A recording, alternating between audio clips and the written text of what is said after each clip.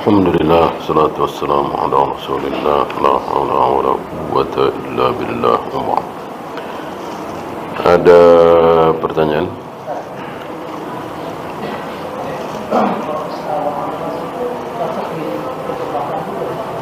Apa?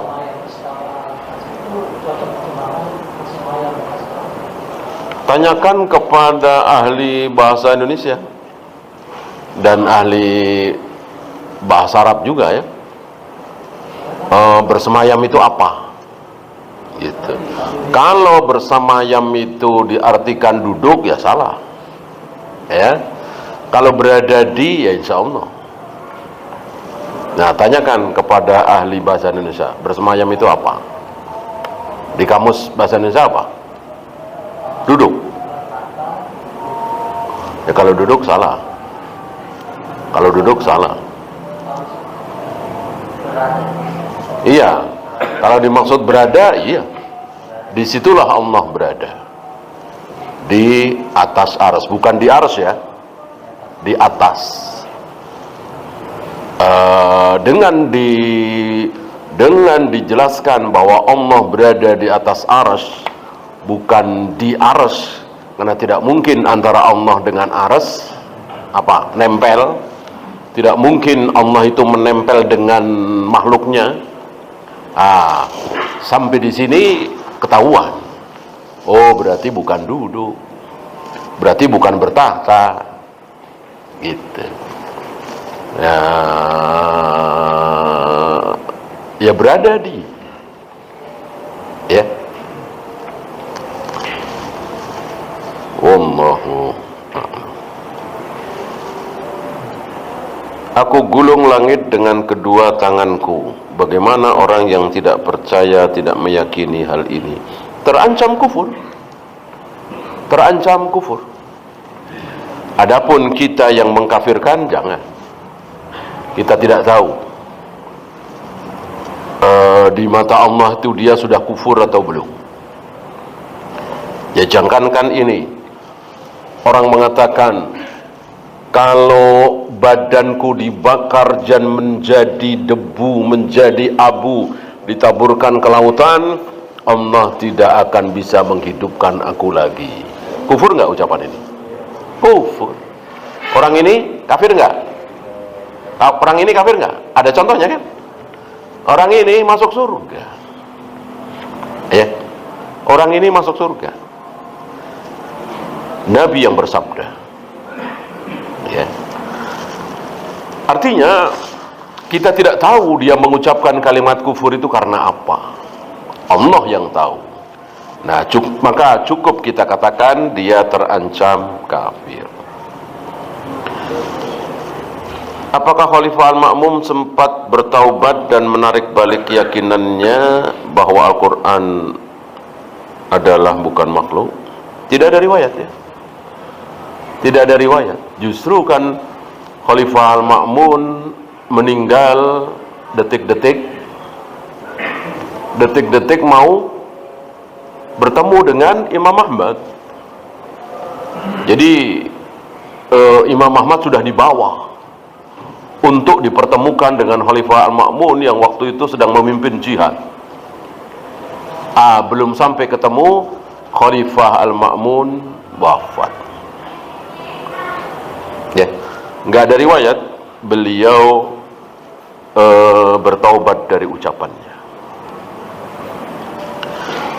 Bahkan diteruskan kan, keyakinan beliau bahwa Al-Quran adalah makhluk diteruskan oleh penggantinya kan, Al-Mu'tasim. Tapi tidak diteruskan oleh Al-Mutawakkil. Ya, anaknya lagi ya, 2 atau 3 ya, baru Al-Mutawakkil rujuk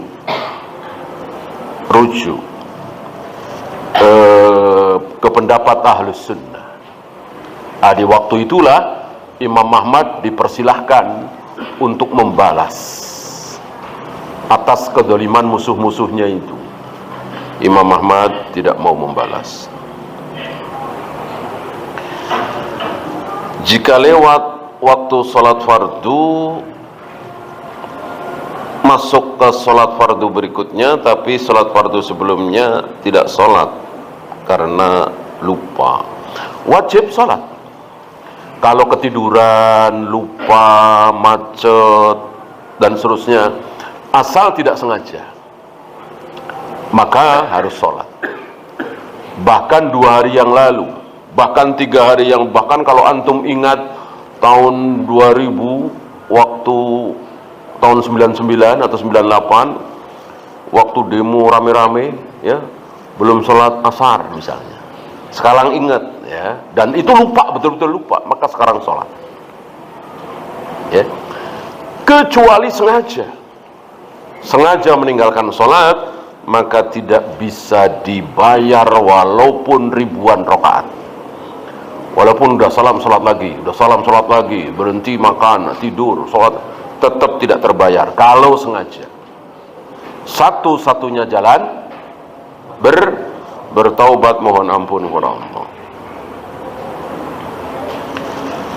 Apakah boleh kita sholat berjamaah sesama karyawan tempat kita kerja tanpa mendatangi masjid? Apakah terjangkau?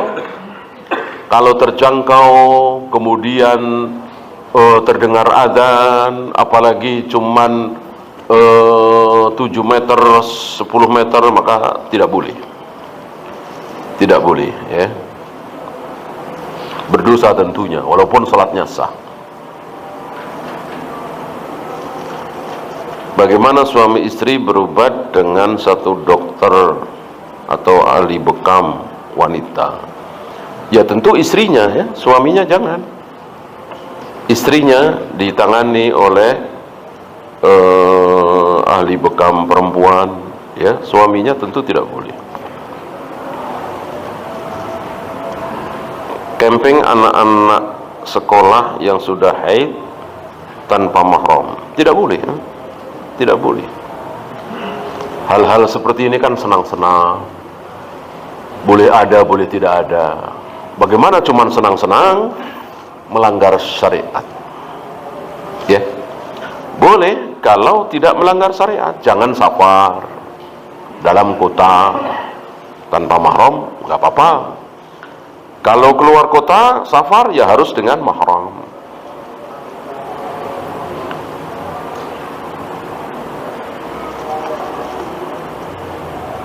Ada Sunan Bukhari dan Muslim, perut seseorang penuh dengan nanah berbau busuk lebih baik daripada dipenuhi bait-bait syair.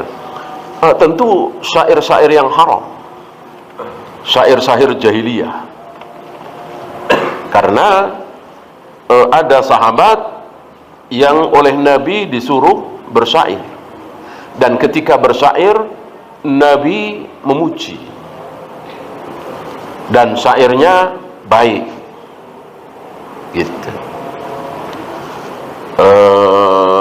Yang dimaksud di sini tentu syair-syair jahiliyah, syair-syair yang batil lah, seperti bait-bait lagu itu kan banyak sekali yang batil, ya.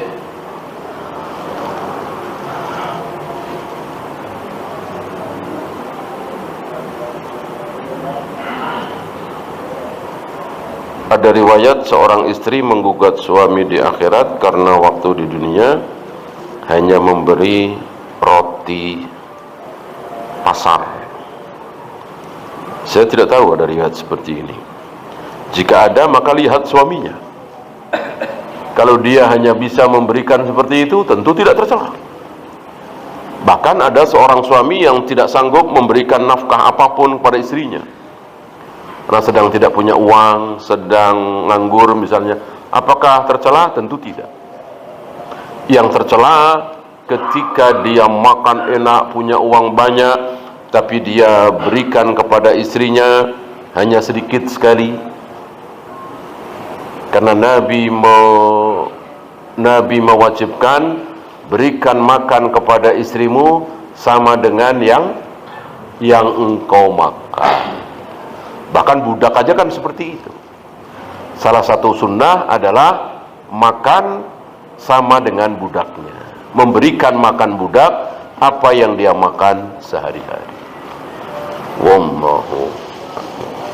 Ya, itu saja. Subhanakallahumma bihamdika asyhadu an la ilaha illa anta astaghfiruka wa atubu ilaik. Assalamualaikum warahmatullahi wabarakatuh.